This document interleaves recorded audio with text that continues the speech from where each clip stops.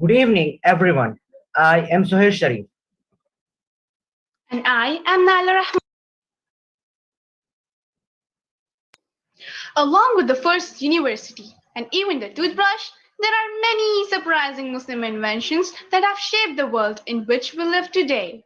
We would like to welcome all of you on this special National Science Day to reminisce with us the contribution of Muslims to the scientific world. We will start our program with the school prayer invoking the blessings of the Almighty. In the name of God, the most gracious and the most merciful. Praise be to the Lord of the universe, the most compassionate and the most merciful. Lord of the day of judgment, Thee alone we worship, and to Thee alone we pray for help. Guide us to the straight path of those whom Thou have favored, not of those who have incurred Thy wrath, and not of those who have gone astray. India has a great heritage of science and technology. From the ancient era, many scientists, mathematicians, astronomers, and medical experts have contributed the work to the progression of science and technology in India. In the 21st century, India is rapidly progressing to reach the peaks in the field of science and technology.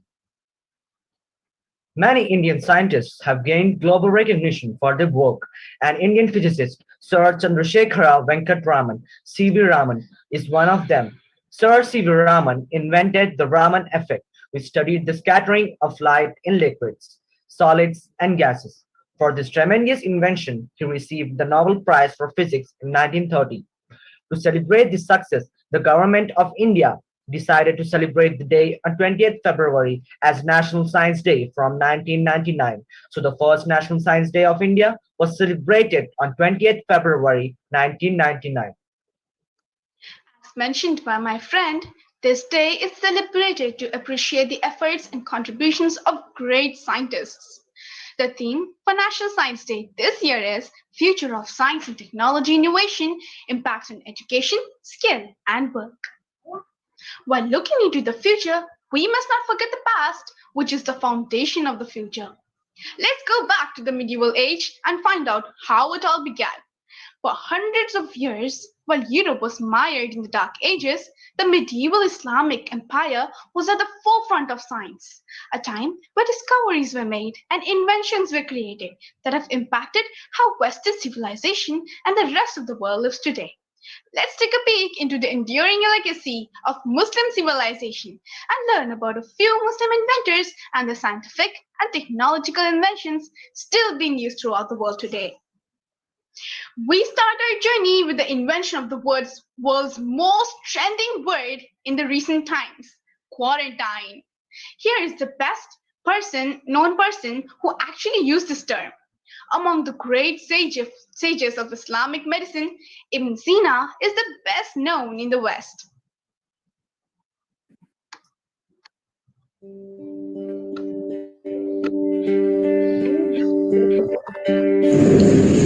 Ibn Sina, also popularly known as Ibn Sina, Ibn Sina was indeed a truly pioneer with his contribution ranging to medical psychology, physics, chemistry, and astronomy. He was a poet and father of early modern medicine. His most important contribution to medical science was his famous book, The Canon of Medicine.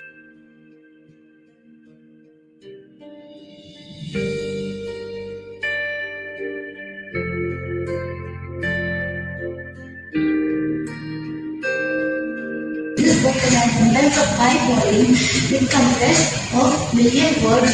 It contains the medical ancient Muslim sources. The major work was the Book of Healing. Ibn Sina's contribution to medicine include the introduction of quarantine, the discovery of contagious nature of infectious diseases, the idea of a syndrome, 7 rules of testing drugs of Ibn Sina. The drug must be free from any external accidental quality. It must be used on a simple, not a composite disease. The drug must be tested with 2 contrary types of disease. The quality of the drug must correspond to the strength of the disease. The time of action must be observed. The effect of the drug must be seen. The experimentation must be done with the human body, for testing a drug on a lion or a horse might not prove anything about its effect on a man.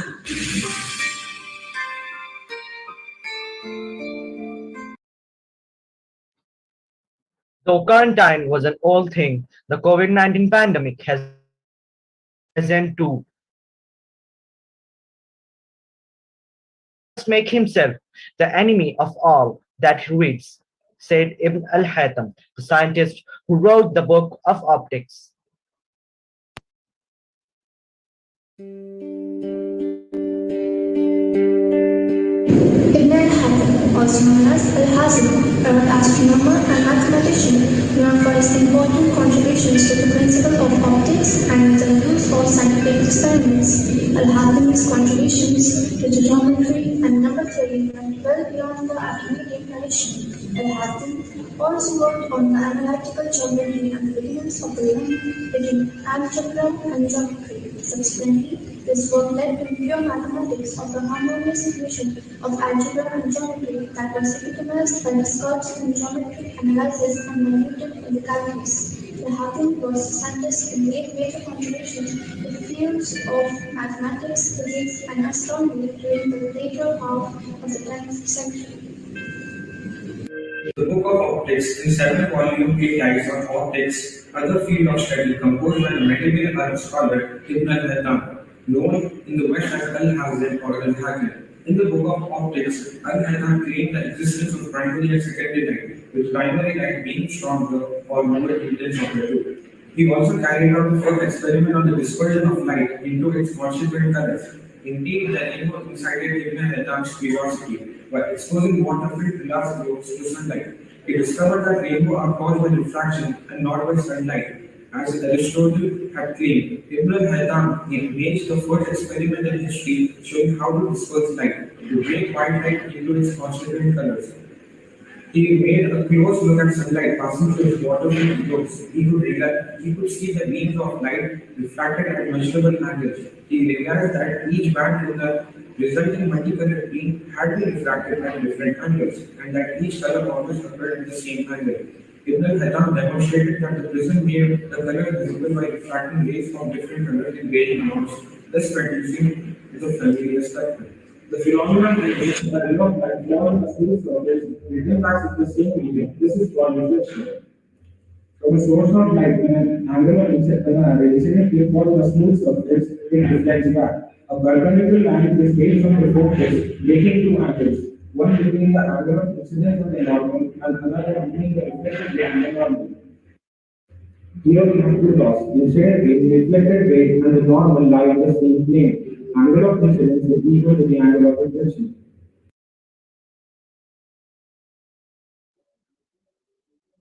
The circulation of blood is one of the most important functions of the body and plays a major role in your overall health.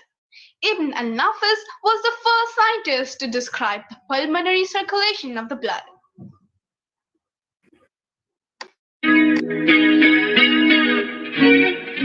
Ibn Nafis was an Arab polymath whose areas of work included medicine, surgery, psychology, biology, Islamic studies, and philosophy.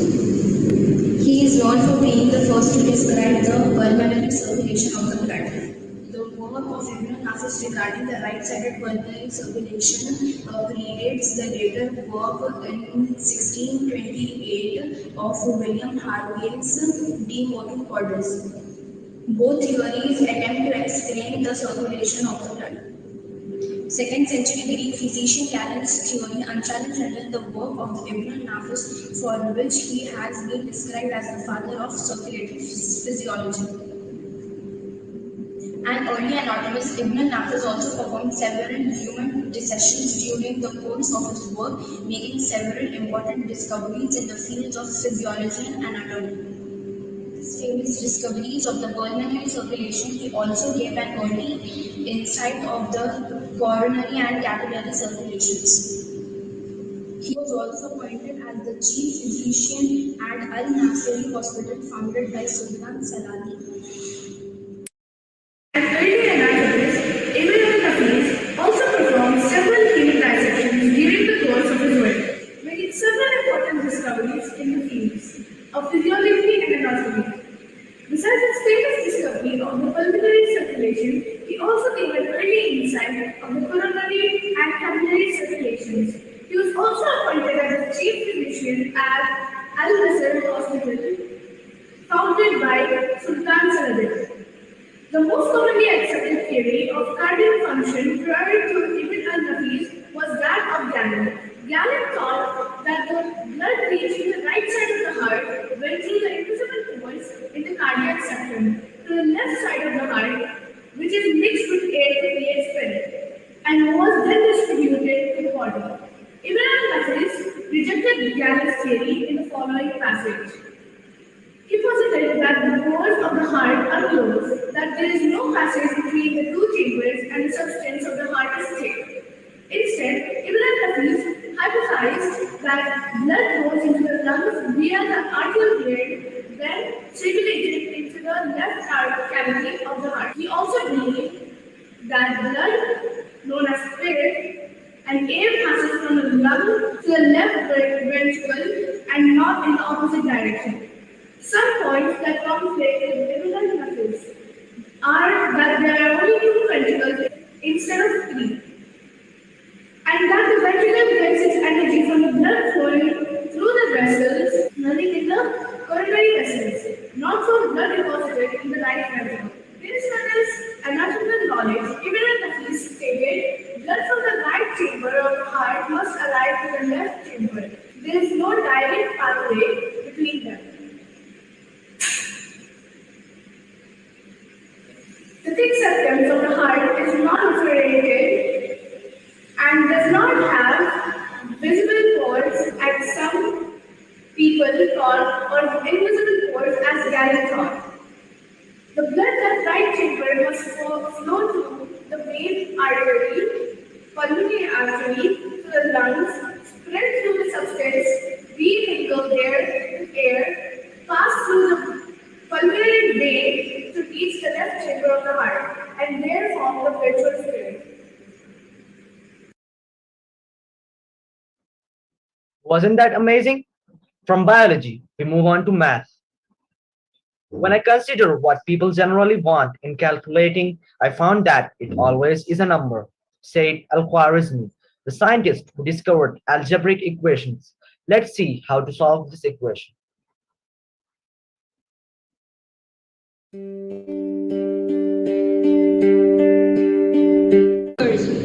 Also known as algorithm. His works introduced Hindu-Arabic numerals and the concepts of algebra into European mathematics. Al-Khwarizmi wrote the first book of algebra. The word algebra transliterates into the term algebra. Algebra represents the two basic operations used by Al-Khwarizmi for solving quadratic equations. Another famous contributor in this field, Umar Khayyam, he who studied cubic equations and algebra, came to be regarded as science in its own right. In the later half of the 12th century, the first part of Al-Khwarizmi's Kitab al-Jabr al-Muqabla was translated and made available in English. Thus, the Muslims not only developed the methods for solving quadratic equations, but they also produced tables containing sine, cosine, tangent, and geometrical values. Al-Khwarizmi's contribution in mathematics established the basis of innovation in algebra and trigonometry. His systematic approach for solving linear and quadratic equations led to algebra. Al-Khwarizmi's method of solving linear and quadratic equation worked by reducing the equation to one of the standard forms, where b and c are positive integers. First one, squares equal roots. Ax square is equal to bx. Second one, squares equal number. Ax square is equal to c. Third one, roots equal number. Bx is equal to c. Fourth one, squares and root equal number. Ax square plus bx is equal to c. Fifth one, squares and number equal root. Ax square plus c is equal to bx. Sixth one, roots and numbers equal square. Bx plus c is equal to ax square. By dividing out the coefficient of the square and using the two operations, algebra and al-muqabla, Algebra is the process of removing negative units, roots and squares from the equation by adding the same quantity to each of the side. For example, the first is the algebra method. X square is equal to 40x minus 4x square. Minus 4x square is the negative term. Adding plus 4x on both sides, which equals to x square plus 4x square is equal to 40x minus 4x square plus 4x square. Minus 4x square and plus 4x square get cancelled. The equation is reduced to plus 5x square is equal to 40x. The second method is the Al-Muqabala method. The given equation is x square plus 14 is equal to x plus 5. X square plus 14 minus 5, we bring the plus 5 to the left hand side, so it becomes minus 5. Minus 5 is equal to x, which is reduced to x square plus 9 is equal to x. We all have heard about Nicolaus Copernicus. But did you ever hear of the Asian astronomer Ibn al-Shatir, who discovered the planetary motions? Here we have a presentation on Ibn al-Shatir.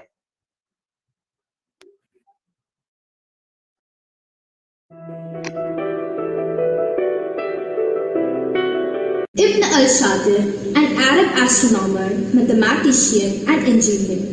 Ibn al-Shatir's theory of lunar motion was very similar to that attributed to Copernicus about 150 years later. Currently, researchers are investigating whether it was possible that Copernicus visiting the Vatican Library in Rome had seen Ibn al-Shatir's 14th century manuscript illustrating his concept of planetary motion.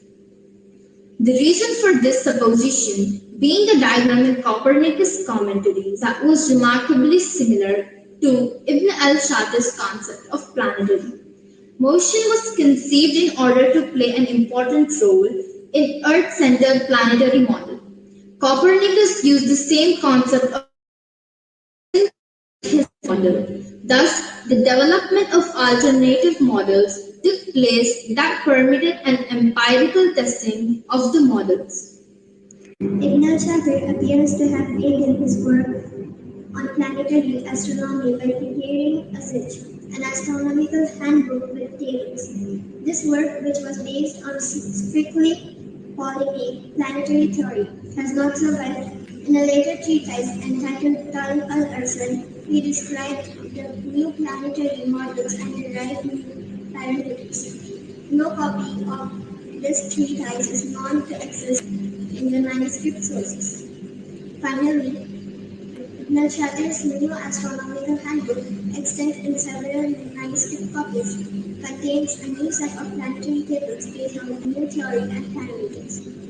The essence of Ibn al-Shatir's planetary theory is the apparent removal of the eccentric, different, and equant of the Ptolemaic models, with secondary epicycles used instead.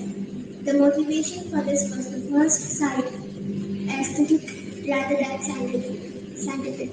When his major work on observations is not available to us. So this is not merely very theater.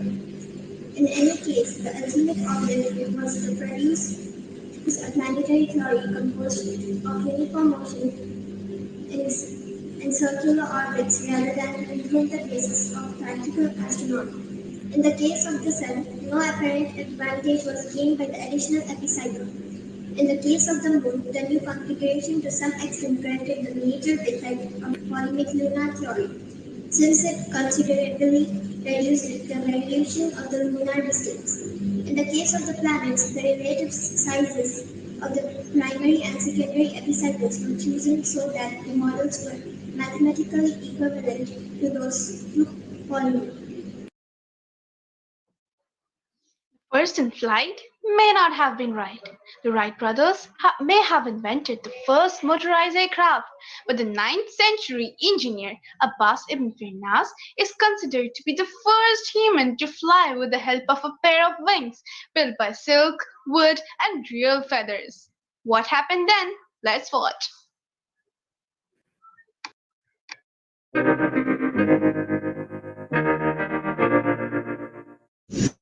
man who gave us wings. Abbas Ibn Vernaz was born in Ronda, southern Spain in 810.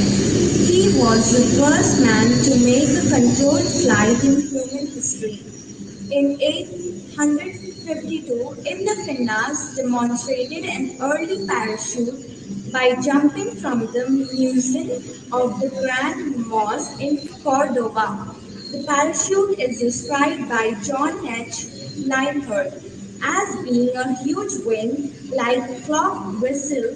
The parachute was not enough to break his fall completely. It apparently managed to slow him down sufficiently that he only sustained minor injuries. For the next 23 years, Ibn Firnas devoted himself to studying birds and refining his machine. His design appears to be that of a hand glider, which had two sets of wings to adjust altitude and direction. In 875, at the age of 65, Ibn Firnas attempted to fly using this machine. In front of large crowd, he had to invent it. Ibn Firnas proclaimed, "Presently I shall take leave of you by guiding these wings up and down. I should ascend like the bird. If all goes well, after soaring for a time, I should be able to return safely to your side." With these said, Ibn Firnas launched himself for a mountain and managed to do a full circuit coming back to where he had taken off, described as flying faster than a phoenix by the court poet who witnessed his display. However, he had provided no mechanism for landing, which resulted him crash landing and injuring his back. He discovered later that he had failed to provide a stability mechanism similar to bird's tail, which would have allowed him to slow down his landing. Men have dreamed of flying ever since they learned to walk. History is full of legends and tales of men who tried to fly. The first successful attempt at flight was done by Chinese, who flew kites around the 5th century. The first human flight was accomplished by a great Muslim inventor, Abbas Ibn Vernaz. Abbas Ibn Vernaz was born in Abdullah, Spain, but he lived in the Emirate of Cordoba, one of the major centers of learning in the Muslim world. Oh, hi there. My name is Abbas Ibn Vernaz. The world's first pilot, my glider, inspired many inventors, particularly the Wright brothers, who built the first successful airplane. So, the airplanes you know today may look different, but they are built on the research that was carried out by me for many, many years. One day, Abbas Ibn Firnas watched a man test first parachute jump. This gave him an idea for the next 23 years. Ibn Firnas studied the nature of flight and eventually at the age of 17, he built a pair of wings out of silk, wood and actual feathers, and he jumped off a cliff, gliding in the air. Abbas ibn Firnas' brave attempt at flying launched him into the history. And as we know, great Muslims' minds of what this earth as scholars, scientists, doctors, philosophers, and engineers. The true sign of intelligence is not knowledge, but imagination. So if you dare to imagine like those before us, you will become creators who bring dreams to life. Amazing, isn't it? From the flight of man, we move to the flight of birds. Did you ever hear of the birdman of India who influenced the setting up of the Bharatpur Bird Sanctuary? Amongst one of the finest bird sanctuaries on the planet, Bharatpur Bird Sanctuary, also called as Kyoladio Ghana National Park, is a sanctuary that offers security to faunal species of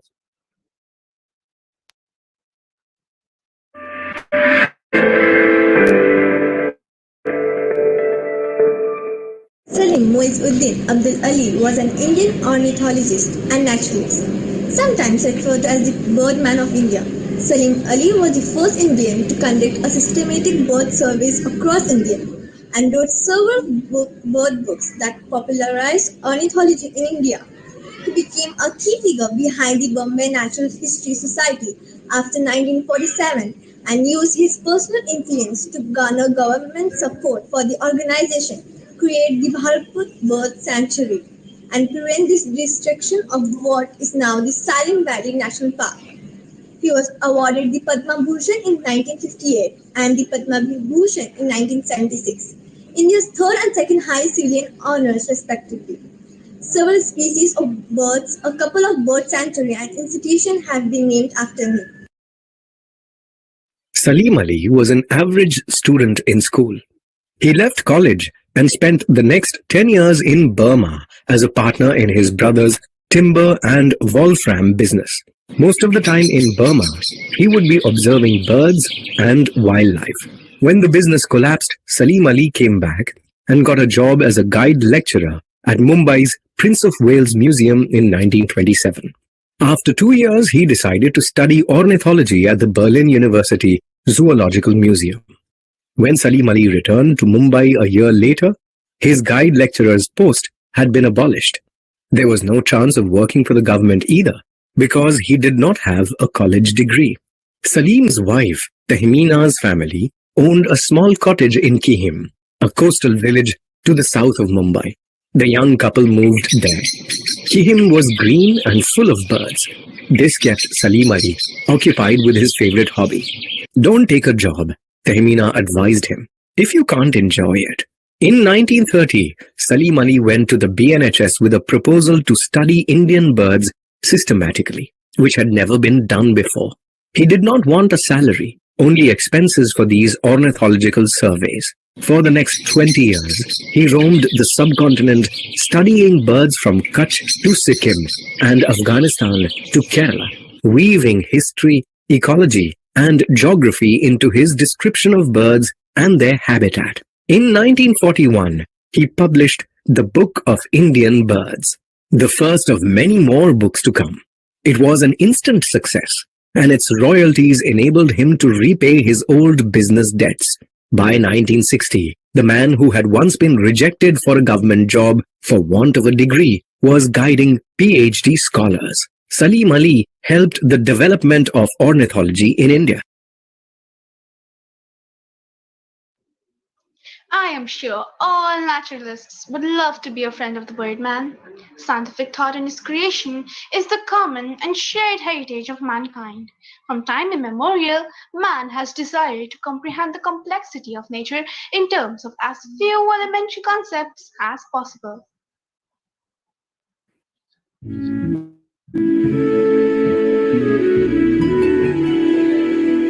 Muhammad Salam was a Pakistani physician who was the first Pakistani Muslim to receive a Nobel Prize in Science in 1979. He received the Nobel Prize for his contribution in electrophilic interaction theory. Salam was scientific advisor to Ministry of Science and Technology in Pakistan, and he was also the founder of Space and Upper Atmosphere Research Committee. He also played a major role in Pakistan's development of nuclear energy. His major contributions include the Bati-Salam model, magnetic photon, granulophilic theory, and electrophilic theory. Thus, he heavily contributed to the rise of Pakistan's physics within the global physics community.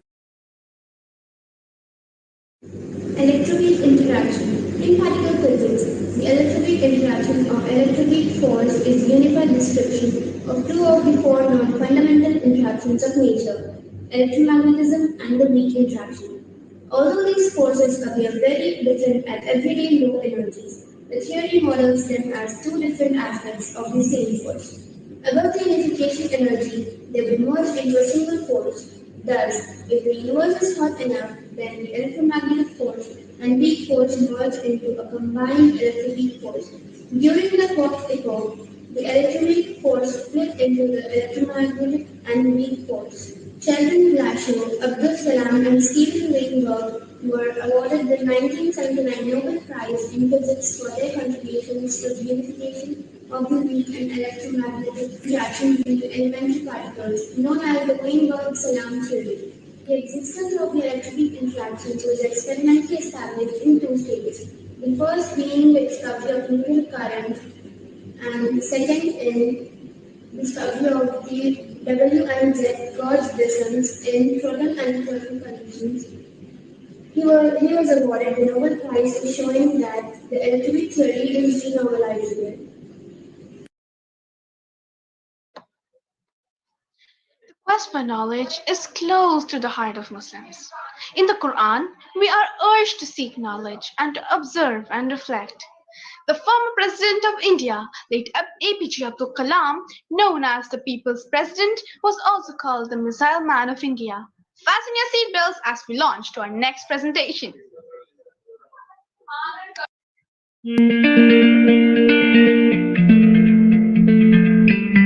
APJ Abdul Kalam was an aerospace scientist and politician who served as the 11th President of India in 2002 to 2007. He was born and raised in Rameshwaram, Tamil Nadu and studied physics and aerospace engineering. He spent his 4 decades as the scientist and science administrator, mainly at the Defense Research and Development Organization (DRDO) and Indian Space Research Organization (ISRO), and was immediately involved in Indian civilian space program and military missile development effort. He thus came to know as Missile Man of India for his work and development of missile and launch vehicle technology. He played a pivotal organization, technical and political role in India's Pokhran to nuclear test in 1998, the first since the organization nuclear test in India in 1970. Khan was elected as the 11th President of India in 2002 with the support of both the ruling parties, Bharatiya Janata Party and then opposition National Congress, widely referred to as the People's President. He returned to his civilian life of education, writing, and public service after a single term. He was the representative of several prestigious awards, including the Bharat Ratna, India's highest civilian honor. While delivering a lecture at the Indian Institute of Management, Shillong, Kalam collapsed and died from cardiac arrest on 27 July 2015, aged 83. May 11, 1998, when the drone shoot in Pokhran awakened the world to see emergence of a new India. It was beginning of the new era, which is marked with red letter day. In the history of India, India has progressed with number of scientific advanced technical place time to time. Here credit goes to Dr. APJ Abdul Kalam, who had dreamed and made India a self-reliant, strong nation. He started his career as an assistant and designed the first power craft before joining ISRO. After 2 decades of association with ISRO, he became space scientist and developed satellite launch vehicles called SLV-3, rockets to put Rohini satellite into orbit. After watching all these presentations, each time you drink coffee, savor a three-course meal, get a whiff of perfume, look at your watch, take shelter in an earthquake-resistant structure, get a broken bone set, or solve an algebra problem. It is in part due to the discoveries of Muslim civilization. On this note, I would like to thank our respected principal for giving me the opportunity to host the National Science Day event ceremony. Thank you. Thank you, ladies and gentlemen. That brings us to the end of our celebration of our rich heritage. We are glad that you joined us today. We wish you all happiness, peace, health, success, and liberty in all the fields of life. Have a pleasant weekend.